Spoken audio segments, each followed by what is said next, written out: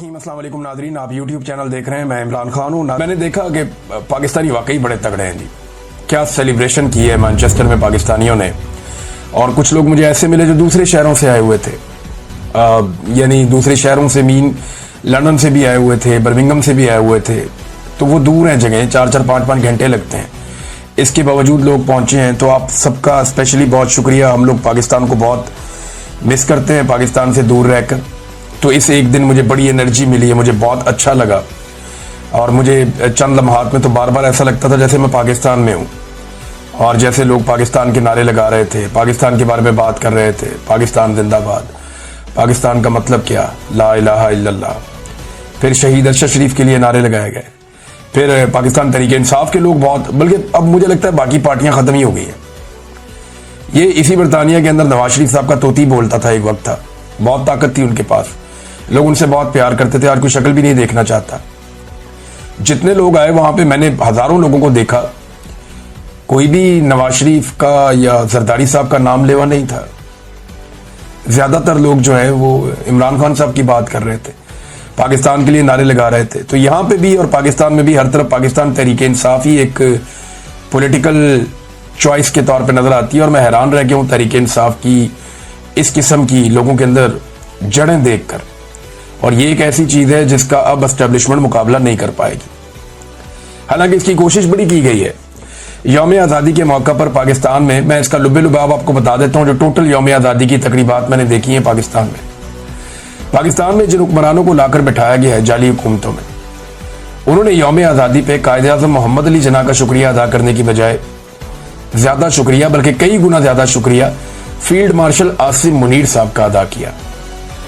अब आसिम मुनीर ने तो पाकिस्तान नहीं बनाया ना, पाकिस्तान तो कायद-ए-आज़म मोहम्मद अली जिन्ना ने बनाया, तो शुक्रिया तो कायद-ए-आज़म का होना चाहिए था। अब ये कोई यौम दिफा तो था नहीं कि आप फौज का शुक्रिया अदा कर रहे हैं। और फौज ने जो किया वो अपनी ड्यूटी की, जो कोई भी फौज करती है, दुनिया भर की फौजें करती हैं। लेकिन दुनिया भर की हुकूमतें ऐसी हरकतें नहीं करती जैसी हरकतें पाकिस्तान में हो रही है। यानी जो अखबारात में इश्तिहारात लग रहे हैं, उनको अगर आप देखें तो हैरत होती है। इन इश्तिहारात में जो है वो कायद-ए-आज़म की फोटो गायब है, अल्लामा इकबाल की फोटो गायब है। 70% से ज्यादा इश्तिहारात की मैं बात कर रहा हूं।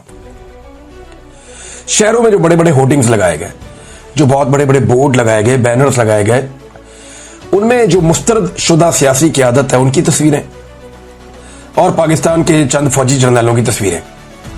कायद-ए-आज़म भी नहीं, फातिमा जिन्ना भी नहीं, अल्लामा इकबाल भी नहीं। अंदाजा करें ये अब पाकिस्तान के अंदर हो रहा है। जरा इमरान खान साहब के दौर के इश्तिहारात देखिए और उसके साथ मुकाबला कीजिए मौजूदा हुकूमत के इश्तिहारात का। तो अभी जो अज़्म आली शान हम सब का पाकिस्तान, ये इश्तिहारात लगाए गए, एक तरफ शहबाज शरीफ और जरदारी हैं, दूसरी तरफ आसिम मुनीर और बाकी सर्विसेज चीफ्स और chief of the joint staff, ये लोग हैं। नीचे अवाम बनाए हुए हैं और तैयारे उड़ाए हुए हैं, बल्कि इस किस्म का है ये। अब यौम आज़ादी पे तैयारों का क्या काम है? ये तो यौम दिफा पे इसका काम हो सकता है ना, आप ये कह सकते हैं। यौम आज़ादी का मतलब क्या है? यौम पाकिस्तान है कि पाकिस्तान का हमने ख्वाब देखा था। 23 मार्च 1940 को पाकिस्तान बनाने की करारदाद पेश की गई थी।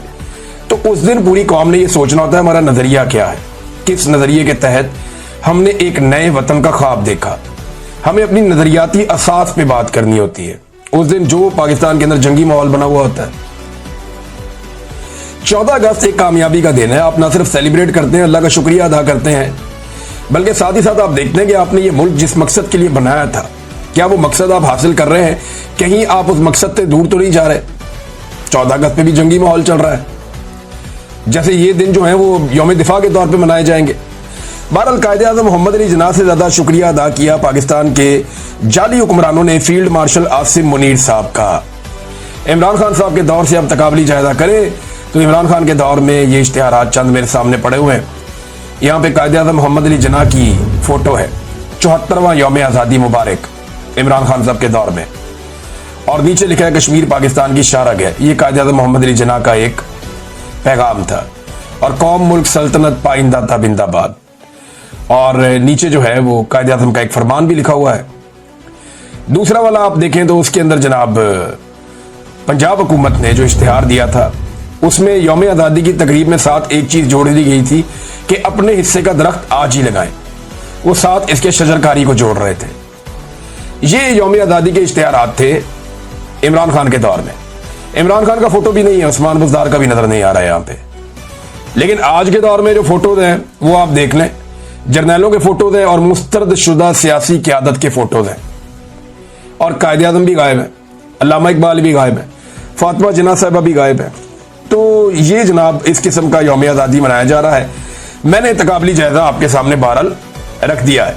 पाकिस्तान तहरीक इंसाफ ने इसका जवाब देने का फैसला किया और ये इंपॉर्टेंट है। तहरीक इंसाफ ने बड़ा मौसर जवाब देने का फैसला किया और मैं पूरी कौम को कहूंगा कि आप ये जरूर करें ये वाला काम। करना क्या है, पहले वो पैगाम मैं आपको पढ़ के सुनाता हूं कि हुकूमत पाकिस्तान ने यौम आज़ादी के मौके पर अपने सरकारी इश्तिहारात में बाबा कौम बानी पाकिस्तान कायदे आज़म मोहम्मद अली जिन्ना की तस्वीर शामिल ना करके न सिर्फ एक शर्मनाक हरकत की है बल्कि पाकिस्तान की बुनियाद पर बराह रास्त हमला किया है। ऐसे लोग इस कौम के हीरो को भुलाने की साजिश कर रहे हैं मगर वो इस शर्मनाक हरकत में नाकाम होंगे।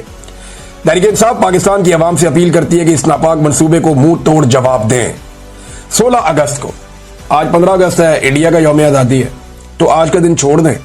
16 अगस्त को, कल के दिन में, एतवार के दिन 16 अगस्त को पूरा पाकिस्तान कायदे आज़म मोहम्मद अली जिन्ना की तस्वीर से जगमगा उठेगा। अपने घरों, गाड़ियों, दुकानों पर कायदे आज़म की तस्वीर आवेजा करें। अपनी सोशल मीडिया पर, प्रोफाइल्स पर और वॉल्स पर कायदे आज़म मोहम्मद अली जिन्ना की फोटो लगाएं और अपने बच्चों को बताएं कि इस मुल्क का क़याम किन कुर्बानियों से मुमकिन हुआ। हम दुनिया को यह पैगाम देंगे कि यह कौम अपने बानी को ना भूली है, ना भूलने देगी और किसी भी हुकूमत को यह इजाजत नहीं देगी कि पाकिस्तान की शनाख्त और नजरिए को मसख करे। कायदे आज़म जिंदाबाद, पाकिस्तान पाइंदाबाद। अब मामला यह है कि बूट पॉलिश के चक्कर में यह हुकूमत कायदे आज़म को ही भूल गई। चाहे पंजाब हुकूमत है, चाहे फेडरल गवर्नमेंट है, चाहे सिंध गवर्नमेंट है, चाहे कोई और गवर्नमेंट है, ये सारे रल के कायदे आज़म को ही भूल गए। बल्कि कायदे आज़म के नाम के ऊपर जिन चीजों के नाम है वो हटाकर शरीफ खानदान अपने नाम लिखता जा रहा है। वहां जिना अस्पताल में वहां से जिना का नाम हटाकर मरियम नवाज ने अपना नाम लिखवा दिया और किसी के कानों पे जूं तक नहीं रेंगी। ये जब कायदे आज़म मोहम्मद अली के जनाब पे नाचे थे ना, कैप्टन सफदर साहब ने छलांगे मार मार के वहां पे बेहुरमती की थी, तो उस वक्त ही एस्टेब्लिशमेंट को होश के नाखून लेने चाहिए थे। ये आज भी उसी पॉलिसी पे ही है। अब ये पाकिस्तान तहरीक इंसाफ ने फैसला किया, मेरे ख्याल में आप सबको इस पे लब्बैक कहना चाहिए, क्योंकि ये कोई पॉलिटिकल पार्टी का मामला नहीं है, तो पाकिस्तान का मामला है ना। और अगर कोई कायदे आज़म की फोटो आपसे छीने तो मुंह तोड़ जवाब दें उसको आप। अगर कोई कायदे आज़म मोहम्मद अली जिन्ना की फोटो आपकी गाड़ी से उतारे और फाड़ने की कोशिश करे तो फिर आप उसको जवाब दें। आसिम मुनीर साहब, आपको मैं ये कहना चाहता हूं कि इस वक्त फौज ने आपको इलेक्ट नहीं किया है। आप ये सोच रहे हैं कि आप फौज के कंधे के ऊपर आप यहां 10 साल बैठेंगे। पाकिस्तान के अंदर इस वक्त जो हालात जा रहे हैं, आप इस पर पहले फोकस करें कि आपने इस इक़्तिदार को लंबा करने के लिए क्या क्या कुछ नहीं किया। पहले आपने 9 मई किया जो फॉल्स फ्लैग ऑपरेशन था, ताकि आप इस बहाने पीटीआई को मुकम्मल तौर पर क्रश कर दें। जब इलेक्शन हुए, पीटीआई ने इलेक्शन स्वीप किया, अगले दिन आपने यही इलेक्शन पीटीआई का चोरी करके आपने दूसरे सजाशुदा लोगों को वो इलेक्शन दे दिया। आपने जजेस को कंट्रोल करना चाहा, इसके लिए आप 26वीं आईनी तरमीम लेकर आए। इस तरमीम से आपने जजेस को एक सरकारी इदारा बना दिया, इनको कंट्रोल में ले आए। नंबर 3, एक और बात की कि आपने मीडिया को मुकम्मल तौर पर कंट्रोल कर दिया। और बड़े साल लगे थे कि हमारे मीडिया कुछ हद तक आजाद हुआ था।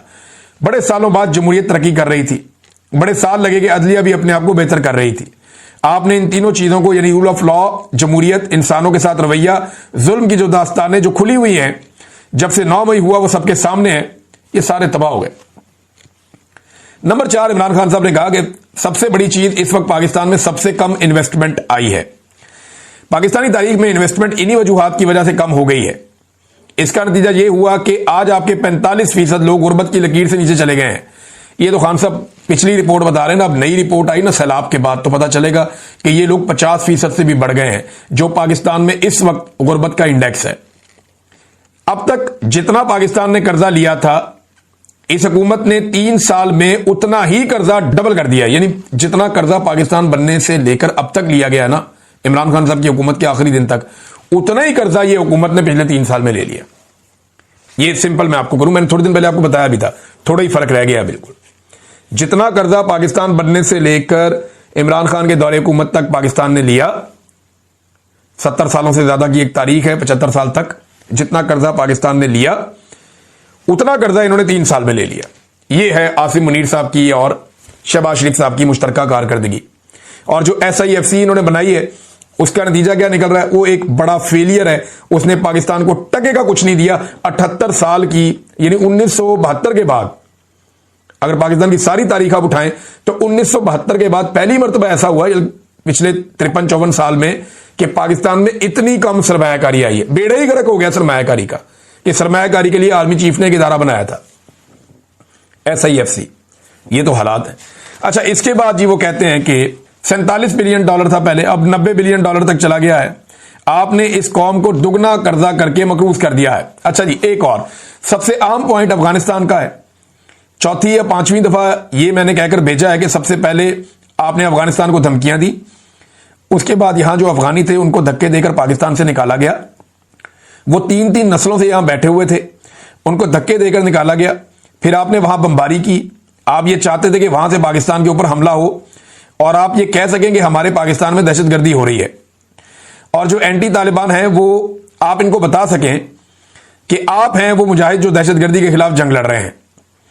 इमरान खान ने कहा है कि देखें, एक प्रेडिक्शन मैंने इलेक्शन से पहले की थी। ये इमरान खान साहब एक पेशन गोई भी उन्होंने की आज, और ये बड़ी खौफनाक पेशन गोई है। और जितनी पेशन गोइयां इमरान खान साहब ने की है ना गुज़िश्ता चंद सालों में, वो सारी ठीक साबित हुई हैं। उन्होंने बताया था कि ये सारे इकट्ठे हो जाएंगे, आपने देखा होगा। उन्होंने बताया था कि ये मेरी हुकूमत बेशक गिरा देंगे लेकिन मैं ज्यादा खतरनाक हो जाऊंगा, वो भी हो गया। उन्होंने कहा था लोग मेरे साथ खड़े होंगे, वो भी हो गया। ये भी कहा कि ये मुझे जेल में डालेंगे लेकिन तोड़ नहीं सकेंगे, वो भी हो गया। उन्होंने कहा कि मैं जेल से बैठकर इलेक्शन जीत जाऊंगा, वो भी हो गया।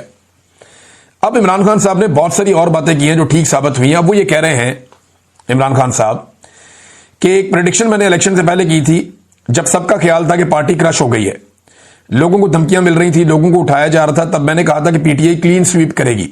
आपको पता है वो बात सही साबित हुई। अब मैं अगली पेशन गोई करने जा रहा हूं और आपको यह बता देना चाहता हूं, अब वो वक्त बहुत जल्दी से आ गया है और आ रहा है जिस वक्त पाकिस्तान में इन सारी वजूहात की वजह से, इस जुल्म के निजाम की वजह से, मईशत की तबाही की वजह से और नाइंसाफी की वजह से हालात तेजी से उस तरफ जा रहे हैं जहां ये पाकिस्तान में वही हाल होगा जो श्रीलंका, बांग्लादेश और नेपाल में हुआ। पाकिस्तान के हालात बड़ी तेजी से उस तरफ जा रहे हैं। आखिरी पैगाम इमरान खान साहब ने अपनी पार्टी की आदत को दिया कि PTI ने सारे लीगल रास्ते अपनाए, हमने कभी इंतशार नहीं किया, हमने कानून का रास्ता इख्तियार किया है। हमारी PTI ने कोशिश की कि अच्छी तरह आसिम मुनीर के साथ चलें, हुकूमत के साथ और एस्टेब्लिशमेंट के साथ चलें, लेकिन अब वो टाइम नहीं रहा। हमारे ये करने के बावजूद जुल्म और फसाइयत बढ़ती गई, एक एक करके सीटें छीनते गए। अब ये आपको रोज 10-10 साल की सजाएं दे रहे हैं। थोड़ी सी बात होती है आपको नायल कर देते हैं, आप असेंबलियों में बात करते हैं आपको नायल कर दिया जाता है। आप समझ ले अब वक्त आ गया है कि आप असली अपोजिशन का किरदार अदा करें। ये आपके वोटरों की भी डिमांड होगी। ये बहुत जरूरी है कि आप सही अपोजिशन करें। आप जितना डरेंगे ये उतना आपको क्रश करेंगे। आप लोगों को ये मजीद क्रश करते जा रहे हैं। जिसने अपोजिशन सही नहीं की, इस वक्त आप अपनी सियासी कब्रें खोद रहे हैं। कि ये जो 27 का पेशावर का जलसा होने जा रहा है, इसके बारे में मैं कहना चाहता हूं कि पूरा पाकिस्तान भरपूर तरीके से, मैं लोगों को डायरेक्ट कर रहा हूं और अपनी कौम को कह रहा हूं कि वो इस जलसे में पूरा पाकिस्तान हिस्सा ले, पूरी पार्टी मुत्तहद हो और अब फोकस करें 27 तारीख को होने वाले जलसे पर। ये नाज़रीन इमरान खान साहब का पैगाम सीधा सीधा मैंने आपके सामने रख दिया। अब नाज़रीन, अदालतों में रोला पड़ा हुआ है बहुत, जो जस्टिस जहांगीरी के साथ किया गया। इस्लामाबाद हाई कोर्ट में चीफ जस्टिस डोगर ने जो किया, वकला बहुत सख्त नाराज हैं, वो एहतजाज कर रहे हैं, बाइकआउट कर रहे हैं। वहां बड़ी सख्त तकारीर हुई, बहुत सारे वकील रहनुमा बोले, नौजवान वकला में बहुत ज्यादा गुस्सा है। अब मारूम बलोच की तरह इमाम मदारी को भी जेल में डालने की धमकियां दी जा रही हैं और बाकायदा सोशल मीडिया पे धमकियां दिलवाई जा रही हैं। तो इमाम मदारी ने कहा जी रियासत जो कुछ भी इस वक्त हो रहा है उसके ऊपर उन्होंने अपनी आवाज उठाई और अस्करी अदालतों के बाइकआउट के ऊपर उन्होंने जोर दिया। उन्होंने कहा जी ताले लगाने पड़ेंगे, सड़कों पे आना पड़ेगा, अब कोई रास्ता बचा नहीं है। ये कुछ थानेदार या बदमाश है कि मैं पकड़ लूंगा, ये उन्होंने बात उठाई दोबारा। Chief marshal administrator justice Dogar, ये जनाब उनका जो करैक्टर है उसको ऐसे पोर्ट्रे किया। ईमान मजारी साहबा ने बहुत दलेर खातून है और हक के लिए खड़ी है, जैसे मारंग बलोच खड़ी है। तो जिस तरह मारूम बलोच को धमकियां दी जाती हैं, वैसे ही अब या उन्हें गिरफ्तार किया गया, वैसे ही अब ईमान मजारी को भी गिरफ्तारी की धमकियां दी जा रही है। लेकिन एक बात याद रखिएगा, रियासत जो गिरे इस वक्त अपने हाथों से लगा रही है ना, ये दांतों से भी नहीं खुलनी बाद में। जो ये हरकतें कर रही है, ये दाग इनके ऊपर लगे रहेंगे, ये साफ नहीं होंगे जब तक कि ये जो मुजरिम है इस वक्त एस्टेब्लिशमेंट में, ये सारे कटहरे में नहीं आते, तब तक ये दाग नहीं धुलने वाले।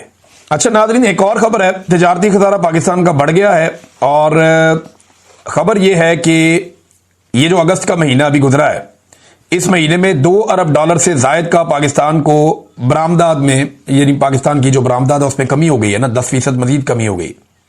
तो हमारा जो तजारती खसारा है वो $2 अरब से जायद हो गया अगस्त के महीने में। तो SIFC किधर है? सफेद हाथी।